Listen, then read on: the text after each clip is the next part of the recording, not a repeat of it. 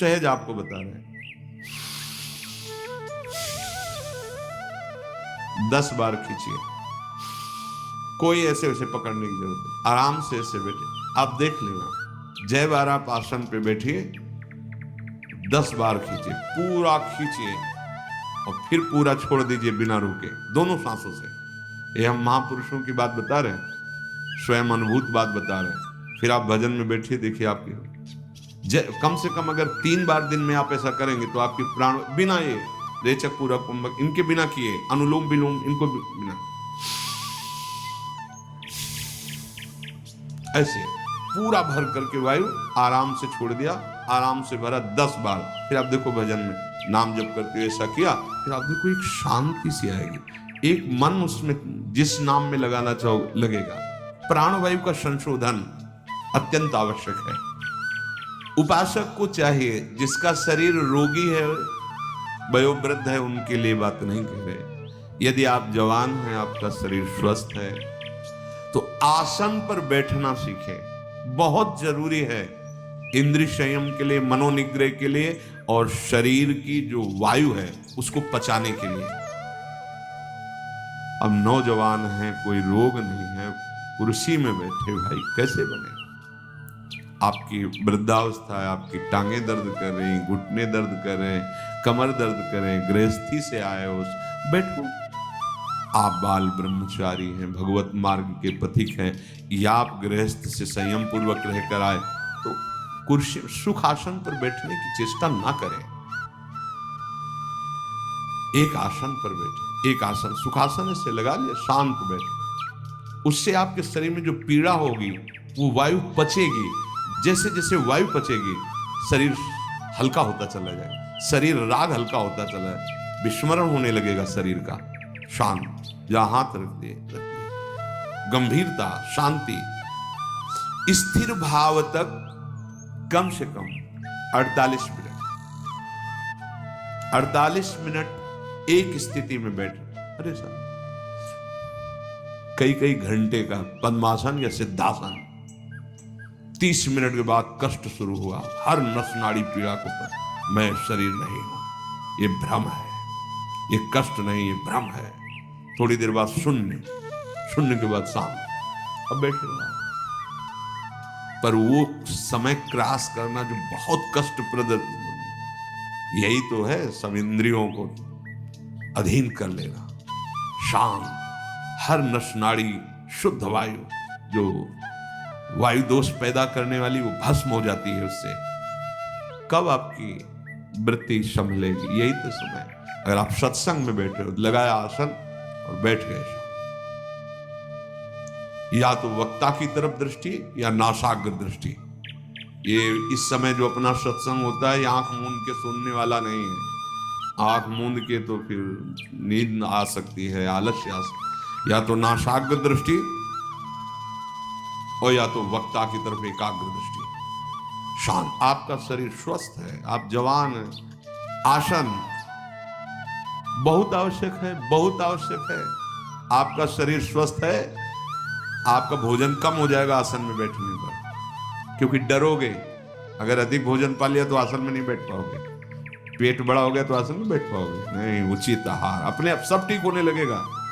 आसन, हम कहते हैं ना पद्मासन लगाओ ना सिद्धासन लगाओ, तो ऐसी पलथी, हल्की पलथी, जैसे पलथी मार के बस अब ऐसे रख दिया हाथ, वैसे शांत बैठे, सुन रहे। अब दर्द हो रहा है तो चुपचाप नाम जप करते हुए अपने मन को लगाने की चेष्टा करो। सत्संग में नाम को चुपचाप सहो, सहते सहते अभ्यास हो जाएगा। अभ्यास हो गया तो भजन में डूबने का अवसर आने लगेगा। सिद्धासन, पद्मासन, सुखासन, कोई बिरले पद्मासन लगाता हो।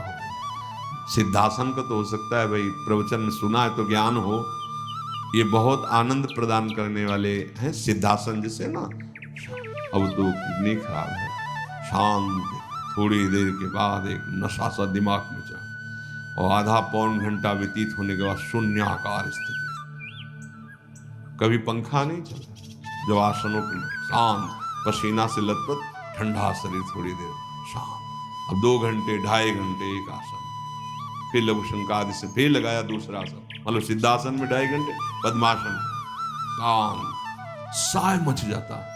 उसके बाद घंटों मंत्र चलाना नहीं पड़ता, चल रहा है अपने आप, एक अद्भुत स्थिति आती है। ये भागवती में आप दिन भर इधर उधर टहल रहे, टांगे बेग इधर, भजन में मन लगेगा। अरे समझो आप किस मार्ग के पति को, जो दिनचर्या है वो दिनचर्या में, मान लो वाणी पाठ हो रहा है, सामने वाणी रखी, आसन में बैठे, कभी कानों से सुन रहे, कभी आंखों से देखते हुए इधर उधर। उपासक तो वही कि आपके तीसरे नंबर में पीछे कौन बैठा था आपको पता नहीं होना चाहिए। अगल बगल उठे, चल दिया, कुटिया में गए, जो अपनी दिनचर्या बैठ के भजन, रात दिन भजन। यहां तो थोड़ी शिथिलता, एकांत में पहुंचते एकदम सावधान, पर वो लक्ष्य नहीं बन पा रहा है भगवत प्राप्ति, इसलिए ऐसा। प्राणवायु का संशोधन अत्यंत आवश्यक है। जो नित्य स्वाध्याय करता है तो इष्ट दर्शन की योग्यता उसके अंदर आ जाती है। 84 हरिवंश कृत पढ़े सुने निशिभोर, छुटी 84 भ्रमंते निरखय जुगल किशोर। नियम पूर्वक। और जो ईश्वर प्रणिधान है वो आगे चलकर समाधि स्थिति प्रदान कर देता है। ईश्वर प्रणिधान कोई भी वस्तु, व्यक्ति, स्थान, कोई भी वृत्ति प्रभु से अलग नहीं है, सब प्रभु में समर्पित, दृढ़ निष्ठा अपने आराध्य देव की, तो चलते फिरते समाधि लगने लगती है। भाव में एकदम तन्मय है, शरीर से क्रियाएं हो रही या निष्क्रिय, उससे कोई मतलब नहीं। स्वामी जी महाराज इसी समाधि के लिए गए, आओ समाधि की तरफ, चित्त न डुलाए तो, अगर इतु चित्त डुलाए तो अगला जन्म हो जाएगा। आओ श्यामा श्याम के चरणारविंद के चिंतन में, उनकी लीला गायन में, उनकी लीला चिंतन में, ऐसा जहां सौंदर्य रूप, ऐसा जहां प्रेम रस बरस रहा है, वो कुंज निकुंज झलकने लगेगा। भारी समाधि स्थिति है। प्रत्याहार, इंद्रियों के विषयों का जो अत्यंत जीवन के लिए आवश्यक है, उनका प्रयोग जीवन यापन के लिए, ना कि भोग के लिए। जब हम भोजन पाते हैं तो रसेंद्रिय और प्राणों के पोषण का विषय है, मेरा नहीं है। अगर मेरा मैं पाता हूं ऐसा मान के तो उसका आप भोग कर रहे हैं, आप फंस जाएंगे उसकी आसक्ति में, आपको स्वाद फंसा लेगा, रसेंद्री बिगड़ जाएगी आपकी।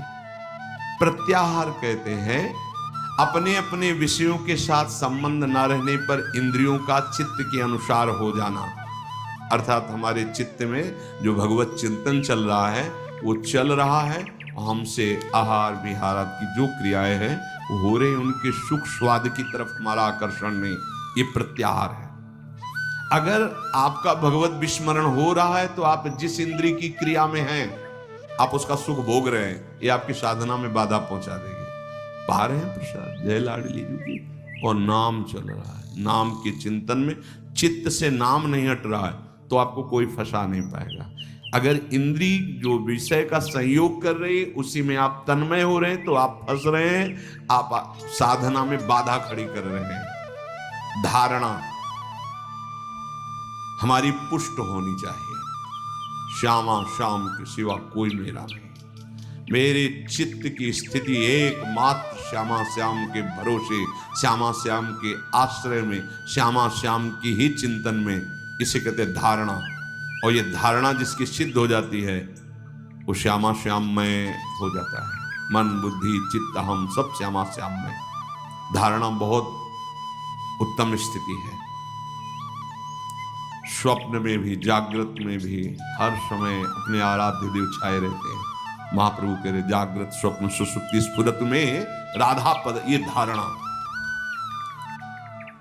चित्त वृत्ति का आराध्य देव में तैल धारावत जाना उसे ध्यान कहते हैं। जैसे आजकल ध्यान का मतलब ना समझने का ऐसा लगता, कुछ देर आंख मूंद के बैठे, एसी चल रही बड़े अनुकूल शांत एकदम बैठे,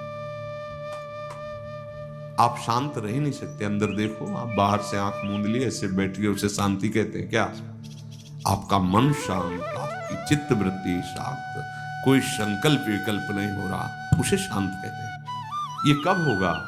जब तैल धारावत चित्त की स्थिति चित्त चोर प्रभु में होगी। नाम जप करते करते रूप की झलक आ गई, संपूर्ण चित्त वृत्ति घसीट गई प्रभु की तरफ, उसे ध्यान कहते हैं। इसीलिए हम प्राय ध्यान पर जोर न देके नाम ध्यान की बात कहते हैं, राधा। तो यही राधा नाम, राधा रूप प्रकाशित करेगा। जब रूप, तो फिर ध्यान धरना नहीं पड़ेगा। हर समय उठते बैठते चलते फिरते वो ध्यानस्थ रहेंगे प्रभु। तो चित्त वृत्ति का ध्येय पदार्थ में तैल धारावत स्थिर रहने का नाम ध्यान है। कुछ देर बैठ के आंख मूंदाओ, लेकिन ध्यान किसे कहते हैं? तैल धारावत अखंड वृत्ति अपने आराध्य देव में लगी हुई। ये ध्यान चलते फिरते उठते बैठते खाते पीते हर समय। समाधि, जब ध्यान परिपुष्ट हो जाता है तो ध्याता ध्यान और ध्येय की त्रिपुटी मिट जाती है। मैं ध्यान रूपी क्रिया, ध्येय प्रभु, उनमें कर रहा हूं, अभी ध्यान नहीं हुआ। मैं ध्याता, जो ध्यान क्रिया